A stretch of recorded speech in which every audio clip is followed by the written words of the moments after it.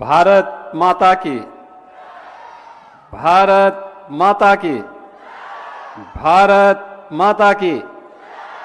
वंदे वंदे वंदे।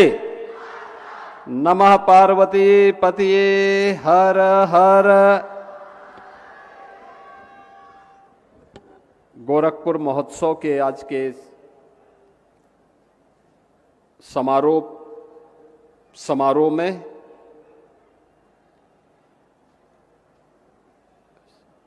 मंच पर उपस्थित केंद्रीय मंत्री श्री कमलेश पासवान जी, गोरखपुर के लोकप्रिय सांसद श्री रविकिशन शुक्ला जी,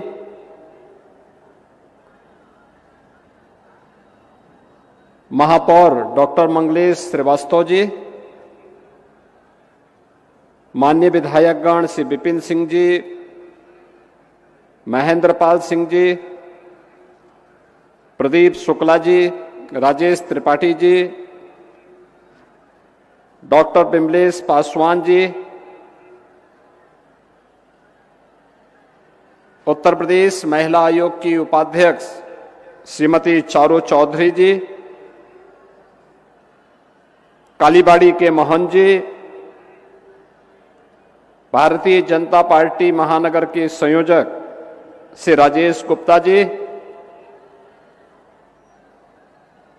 गोरखपुर महोत्सव के आज के इस आयोजन में उपस्थित सभी महानुभाव और गोरखपुर के सभी उपस्थित बहनों और भाइयों,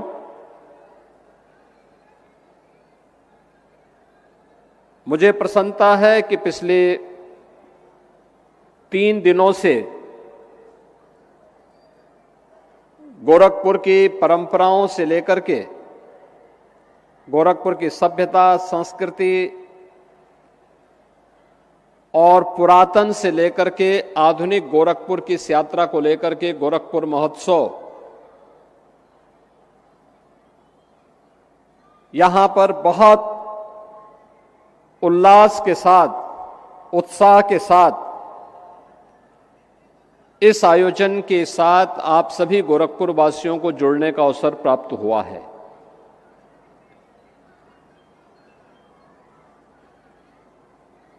जीवन के प्रत्येक क्षेत्र से जुड़े हुए अलग अलग पक्षों को लेकर के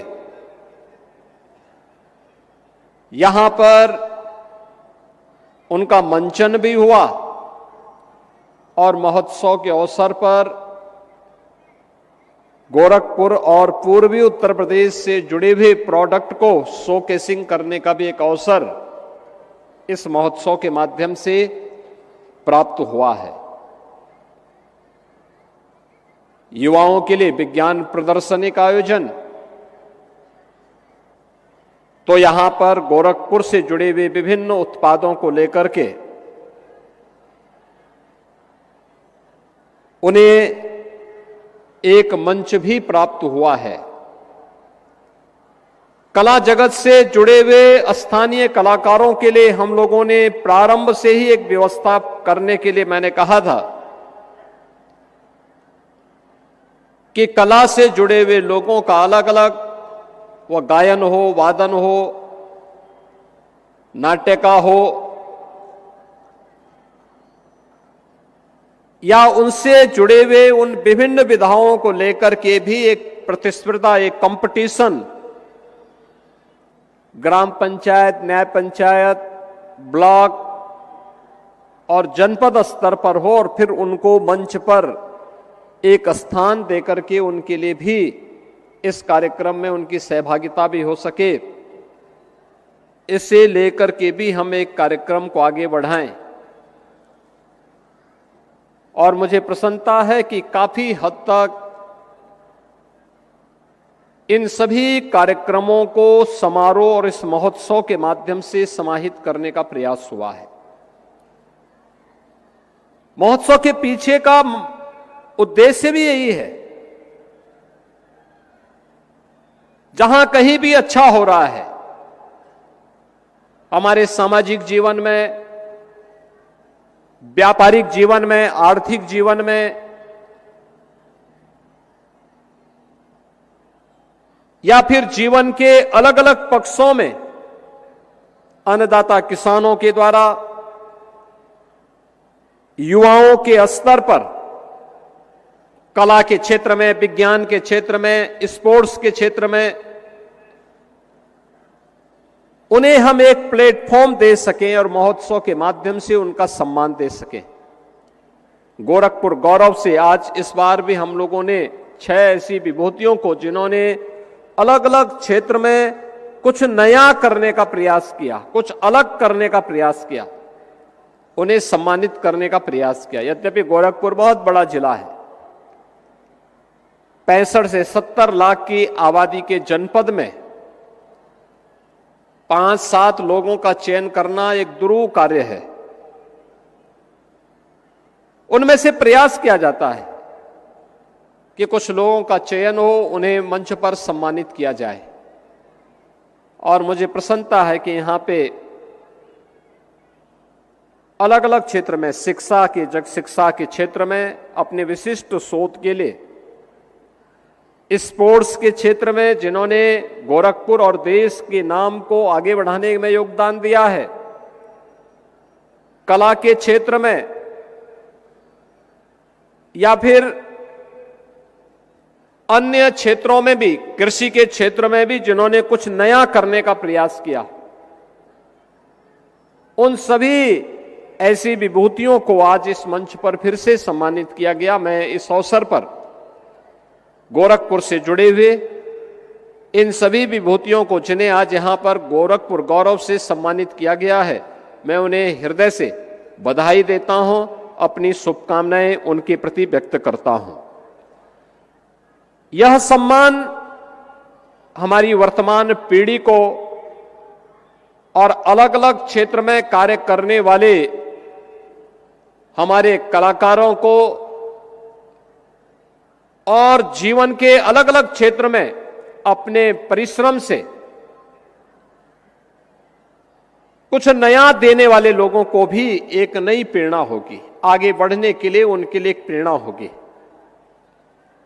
और से समाज का दायित्व बनता है कि हम जिस समाज में रहते हैं उस समाज से केवल लेने की नहीं, बल्कि उस समाज को कुछ देने की भी सामर्थ्य हम स्वयं भी पालें।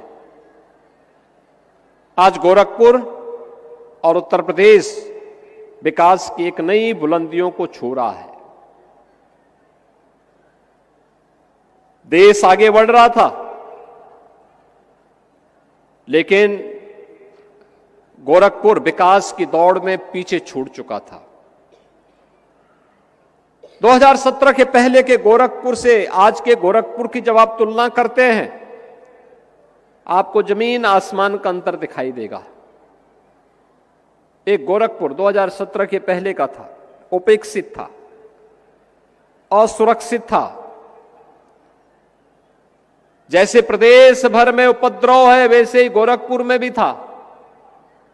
गुंडागिर्दी थी, गुंडा टैक्स था, विकास नहीं थे, बिजली नहीं थी, गंदगी थी और बीमारी अलग से थी, इंसेफ्लाइटिस की बीमारी थी। गंदगी रहेगी तो मच्छर होंगे, मच्छर और माफिया एक दूसरे के पूरक है। जब समाज जागरूक नहीं होता है स्वच्छता के प्रति और हर प्रकार की स्वच्छता के प्रति, यह गांव, कस्बा या शहर की स्वच्छता हो या फिर सामाजिक स्वच्छता, उसके दुष्परिणामों का भुक्तभोगी उसे स्वयं होना होता है। और एक गोरखपुर तो माफिया राज के लिए, माफियाओं के गुंडागिर्दी के लिए कुख्यात हो चुका था। लोग नाम नहीं लेना चाहते थे। प्रदेश की भी यही स्थिति थी। हर दूसरे तीसरे दिन एक दंगा होता था, अराजकता चरम पर थी। न व्यापारी सुरक्षित था, न बेटी सुरक्षित थी। हर व्यापारी, हर चिकित्सक, हर उद्यमी गुंडा टैक्स देने के लिए मजबूर था। विकास के कार्य ठप पड़े हुए थे। इंसेफ्लाइटिस से सैकड़ों मौतें हर वर्ष होती थी, कोई पुरसा हाल नहीं था। नौजवानों को प्लान करने के लिए मजबूर होना पड़ता था। लेकिन डबल इंजन की सरकार आदरणीय प्रधानमंत्री मोदी जी के मार्गदर्शन और नेतृत्व में इस गोरखपुर ही नहीं, पूर्वी उत्तर प्रदेश की कायाकल्प को लेकर के जिस अभियान के साथ आगे बढ़ी, आज उसके परिणाम हमें जमीनी धरातल पर देखने को मिलते हैं। कोई व्यक्ति 8 वर्ष 10 वर्ष पहले गोरखपुर आया होगा, आज आएगा, वह पहचान नहीं पाएगा। ये परिवर्तन आज आपको गोरखपुर के अंदर देखने को मिलता होगा। और ये केवल गोरखपुर का नहीं, आप अयोध्या जाएंगे, अयोध्या में भी आपको यही परिवर्तन देखने को मिलेगा। जो व्यक्ति 8 साल 10 साल पहले अयोध्या गया होगा, आज अयोध्या को पहचान नहीं पाएगा। क्या ये वही गलियां हैं? काशी जाएगा, 11 वर्ष पहले जो गया होगा, राज जाएगा, काशी को पहचान नहीं पाएगा, प्रयागराज को पहचान नहीं पाएगा। बाहर से लोग आते हैं, दक्षिण भारत से लोग आते हैं, मुंबई से लोग आते हैं लखनऊ में, और जो 8 वर्ष 10 वर्ष बाद आया है, आज वो पहचान नहीं पाता है। कहता क्या यही लखनऊ है? हम उससे पूछते हैं ये प्रश्न क्यों कर रहे हैं आप? वो कहता है प्रश्न इसलिए कर रहे हैं क्योंकि जो लोग आए थे वो लोग कहते थे तब तो बहुत गंदा था, सड़कें बहुत संकरी थी, सूर्य अस्त के बाद लोग कहते थे कि भाई आप घर से बाहर मत निकलिए, लेकिन अब तो देर रात्रि में हम लोग निकल रहे हैं, कहीं कोई भय नहीं है। और यह जो चेंज है, यही हमारी समृद्धि का भी और यहां की खुशहाली का आधार भी है। यानी भारत आगे बढ़ रहा है तो भारत की समृद्धि के साथ उत्तर प्रदेश भी पीछे नहीं है, और उत्तर प्रदेश पीछे नहीं है तो गोरखपुर भी पीछे नहीं है। सभी ने अपनी दूरियां तय की हैं।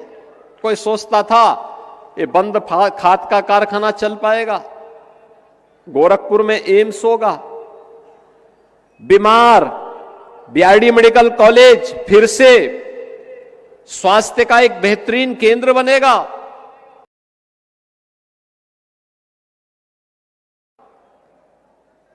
कोई सोचता था 4 लेन 6 लेन की सड़कें गोरखपुर में होंगी।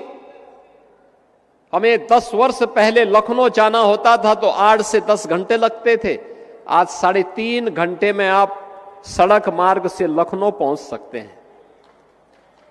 एक कालीबाड़ी के बाबा है ना, ये कब लखनऊ जाएं और कब लखनऊ से वापस हो जाएं तब हमें पता लगता है जब ये वापस गोरखपुर आकर के अपना फोटो अपने फोन पर फिर से अपलोड करते हैं कि मैं लखनऊ में फलानी फलानी जगह गया था। यानी पूरी जजमानी करके आ चुके होते हैं इतनी देर में वो लखनऊ से। ये चेंज है। अयोध्या आज से 10 साल पहले जब हम लोग जाते थे 6 से 8 घंटे लगते थे, आज मात्र 1.5 से 2 घंटे के अंदर आप अयोध्या पहुंच सकते हैं। काशी आज से 5 साल पहले आप जाते थे गोरखपुर से 5 से 6 घंटे लगते थे, अब मात्र 2.5 घंटे में आप वाराणसी पहुंच सकते हैं। हर ओर से 4 लेन और 6 लेन की कनेक्टिविटी। 17 के पहले गोरखपुर में एक वायु सेवा थी, वह भी कभी कभी आती थी। हम लोगों को अगर इमरजेंसी में दिल्ली जाना होता था तो पहले लखनऊ जाते थे, लखनऊ से फिर हम लोग दिल्ली की फ्लाइट पकड़ते थे, या 14 घंटे ट्रेन में बैठ करके हम लोग जाते थे। आज लखनऊ से गोरखपुर से दिल्ली हो, मुंबई हो, कहीं की दूरी को 1 घंटे में 1.5 घंटे में हम पूरी कर सकते हैं। कनेक्टिविटी इस रूप में, इंफ्रास्ट्रक्चर इस रूप में, और इन्वेस्टमेंट जब सुरक्षा का बेहतर वातावरण होता है। गोरखपुर में पिछले 8 वर्ष के अंदर 8 वर्ष के अंदर हजारों करोड़ रुपए का निवेश हुआ है, और इस निवेश के माध्यम से गोरखपुर में 50,000 से अधिक नौजवानों को नौकरी मिली है, 50,000 से अधिक नौजवानों को। यानी जिस कार्य के लिए जो ये 50,000 नौजवान गोरखपुर में औद्योगिक क्षेत्र में निवेश के परिणाम स्वरूप नौकरी पाए हैं, आखिर ये भी तो कहीं जाते, देश के अंदर जाते, पलायन करते। आज उन्हें अपने ही घर में, अपने ही क्षेत्र में, अपने ही जनपद में नौकरी प्राप्त हो रही है। पहले गोरखपुर में एक विश्वविद्यालय था, आज गोरखपुर में 4 विश्वविद्यालय हैं। आज गोरखपुर में होटल मैनेजमेंट का भी इंस्टीट्यूट खुल चुका है। नाइलेट का भी स्किल डेवलपमेंट का एक नया सेंटर गीड़ा में हम लोगों ने प्रारंभ करवा दिया है। अटल आवासीय विद्यालय अब केवल जिनके पास पैसा होगा वही नहीं पढ़ेगा, बल्कि गरीब से गरीब बच्चा भी अत्याधुनिक शिक्षा प्राप्त कर सकता है। अटल आवासीय विद्यालय सैजनवा में बनकर के आज यहां के हर बच्चे को, प्रदेश के हर गरीब बच्चे को आगे बढ़ने के लिए एक नई ऊंचाई प्रदान कर रहा है। ये जितनी भी उपलब्धियां होती हैं, अपनी विरासत के साथ साथ विकास की यात्रा को शोकेसिंग करने का एक प्लेटफॉर्म मिल सके, एक मंच मिल सके, उस मंच को प्रस्तुत करने का एक आधार होता है। जीवन हताशा और निराशा का नाम नहीं है। जिसने बेईमानी की होगी वह हताश और निराश होगा। एक सामान्य भारतीय नागरिक बेईमानी नहीं करता, अपनी मेहनत से, अपने परिश्रम से, अपने पुरुषार्थ से वो आगे बढ़ता है। उसे अपने पुरुषार्थ पर विश्वास होता है तो उसे अपने महोत्सव के साथ जुड़ने का अधिकार भी होना चाहिए। और गोरखपुर महोत्सव को इसी आधार पर हम लोगों ने कहा कि मकर संक्रांति यहां का सबसे बड़ा आयोजन होता है। लाखों लोग उत्तर प्रदेश से, बिहार से, नेपाल से, देश के अलग अलग भागों से आते हैं और सेवातारी भगवान गोरक्षनाथ जी को अपनी आस्था की पवित्र खिचड़ी चढ़ाते हैं। तो खिचड़ी के ठीक पहले वो आस्था का एक स्थल है, वहां आस्था को नमन करने के लिए देश और दुनिया से लोग आते हैं। लेकिन महोत्सव के माध्यम से उत्साह और उमंग का एक नया संचार हो, इस दिशा से यह मंच आपको यहां पर प्राप्त होता है।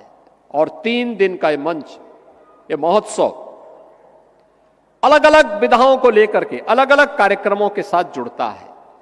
आज मुझे प्रसन्नता है, ये रामगढ़ ताल जो कभी गोरखपुर के अंदर अपराध का केंद्र माना जाता था, आज पर्यटन का एक बेहतरीन केंद्र बन गया है। अब गोरखपुर की कोई उपेक्षा नहीं करता, अब हर विकास की योजना आप तक पहुंचती है, शासन की हर योजना आप तक पहुंचती है, बिना मांगे पहुंचती है। यह है परिवर्तन। और उस परिवर्तन में आप सबको सहभागी बनाने के लिए आज हम सब एक बार फिर से यहां पर आए हैं। याद रखना, हमारे जीवन की सबसे बड़ी ताकत है जो उपलब्धि आपने हासिल की है, जो उपलब्धि उत्तर प्रदेश ने हासिल की है, यह हासिल की है धैर्य से, अनुशासन से। हमारा अनुशासन, हमारा धैर्य हमारी सबसे बड़ी ताकत है। हमने धैर्य नहीं खोया। हां, अगर गोरखपुर या उत्तर प्रदेश की उपेक्षा हुई, हमने संघर्ष का रास्ता अपनाया। इंसेफ्लाइटिस के खिलाफ हम लोगों ने कभी संघर्ष का रास्ता अपनाया था। आंदोलन हुई, गोरखपुर की सड़कों पर हम लोगों ने आंदोलन किया। सरकार बनी, ये जिम्मेदारी हमारे ऊपर आई। पिछली सरकारें जो कुछ नहीं कर पाई थी, हमने मात्र 2 वर्षों में इंसेफ्लाइटिस का खात्मा कर दिया, हमेशा के लिए उसको समाप्त कर दिया। यानी हम कर सकते हैं, हमने करने की इच्छा शक्ति है। हम केवल संभावनाओं की बात नहीं करते, बल्कि आवश्यकता पड़ती तो उन संभावनाओं को परिणाम में बदल करके दिखाते भी हैं। इंसेफ्लाइटिस का उन्मूलन हो, विकास के कार्य हो, या माफिया मुक्त और दंगा मुक्त प्रदेश बनाने का कार्य यह उत्तर प्रदेश के अंदर किया गया है। और डबल इंजन सरकार की ताकत है कि हमने नौजवान के लिए रोजगार उपलब्ध करवाया है, अन्नदाता किसान के जीवन में परिवर्तन लाए हैं, हर व्यापारी और उद्यमी को भय मुक्त वातावरण दिया है, हर बेटी को हंसते हुए आगे बढ़ने के लिए एक उचित प्लेटफॉर्म उपलब्ध करवाया है कि एक बेटी भी स्कूल जा सकती है, बाजार जा सकती है, भय मुक्त वातावरण में जा सकती है। और अगर किसी गुंडे ने कुछ दुस्साहस किया तो उस गुंडे के लिए अगले चौराहे पर यमराज उसका टिकट काटने के लिए जरूर बैठा होगा। यह तभी हो सकता है जब सरकार में करने की इच्छा शक्ति हो। और अब तो सरकार इस दिशा में तेजी के साथ आगे बढ़ चुकी है, नई तकनीक के साथ। तकनीक हमारे जीवन में परिवर्तन ला सकती है, बहुत परिवर्तन ला सकती है। मुझे याद है आज से 8 वर्ष पहले, 2017 के पहले और 2017 में जब मैं मुख्यमंत्री बना था, उस समय मेरे पास सबसे ज्यादा शिकायतें आती थीं कि साहब राशन नहीं मिलता है, राशन नहीं मिलता है। तकनीक का उपयोग किया गया, राशन की समस्या का समाधान हो गया। अगर हम चाहें जीवन में इसका उपयोग कर सकते हैं। ये तकनीक हमारे लिए महत्वपूर्ण है। जनधन की योजना ने हर गरीब को भ्रष्टाचार से मुक्त वातावरण देने में महत्वपूर्ण भूमिका का निर्वहन किया है।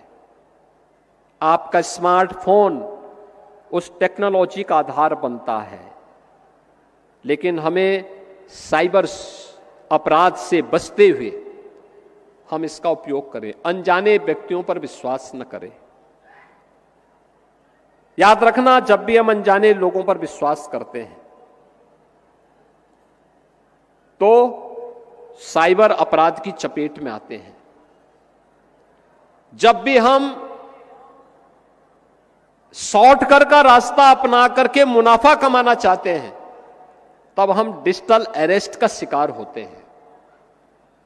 अपना मोबाइल फोन या अपना स्मार्टफोन उसी कार्य के लिए इस्तेमाल करें जिस उद्देश्य को लेकर के आपने अपना स्मार्टफोन रखा है, अपनी जरूरत के हिसाब से। अनावश्यक समय खर्च मत करिए। तकनीक मनुष्य के लिए है, मनुष्य तकनीक के लिए नहीं है।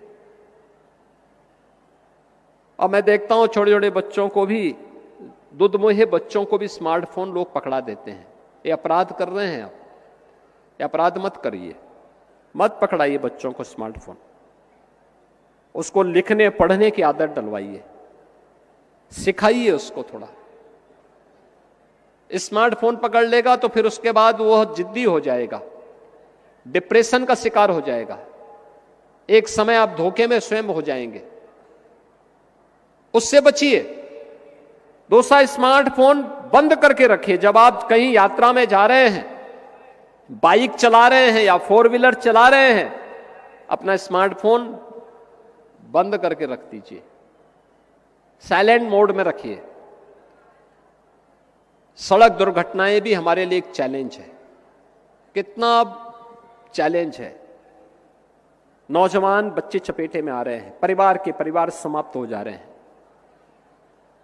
अच्छी सड़कें इसलिए नहीं है कि आप ट्रैफिक के नियमों का उल्लंघन करें, अच्छी सड़कें इसलिए हैं जिससे आपके आवागमन के मार्ग को आसान बनाया जा सके, आपको सुगम यात्रा का मार्ग प्रशस्त किया जा सके, आप समय से पहले अपने गंतव्य में पहुंच जाएं। अच्छी सड़कें इसलिए नहीं हैं कि आप समय से पहले किसी दूसरे लोग की यात्रा में निकल जाएं। ये अच्छी सड़कें इसलिए है कि आप अपने गंतव्य तक पहुंचे, खुशहाल रहो करके, आप भी, आपका परिवार भी। आपको देख करके, आपकी सफलता को देख करके आपके मित्रगण, आपके परिवार के सदस्यगण, आपके सहयोगीगण खुशहाल हो सके। इसके लिए अच्छी सड़कें बनी हुई हैं, फर्राटा भरने के लिए नहीं, ट्रैफिक के नियमों का उल्लंघन करने के लिए नहीं। स्मार्टफोन लगा करके या बाइक चलाते हुए स्मार्टफोन से बातचीत करते हुए या कान में स्पीकर फोन लगा करके या नहीं दिया गया है, और इसमें नकल करने की आवश्यकता नहीं। मैं देख रहा था रवि किशन एक बार तो कैसे कर रहे थे, मैंने उनको कहा, मैंने कहा ये सब धोखा मत करो भाई, अगर आप स्वयं उल्लंघन करेंगे तो दोस्तों से फिर कैसे उम्मीद करते हैं। हम सबको इन सावधानियों को जीवन में तो याद रखना होगा और महोत्सव का आनंद लेना चाहिए अच्छे ढंग से, अनुशासित तरीके से। अच्छी लगे ताली बजाइए, और अच्छा नहीं लगे तो चुपचाप बैठिए। अभी कुछ ही देर में यहां पे कालीबाड़ी के बाबा जी और उनका रवि किशन का भी एक काव्य पाठ होगा। और कालीबाड़ी के बाबा जो है ये मिथिलांचल से, और मिथिलांचल की ही एक बेटी बिहार विधानसभा की सदस्य मैथिली सुश्री मैथिली ठाकुर, उनका भी यहां पर अभी एक भजन भी होगा।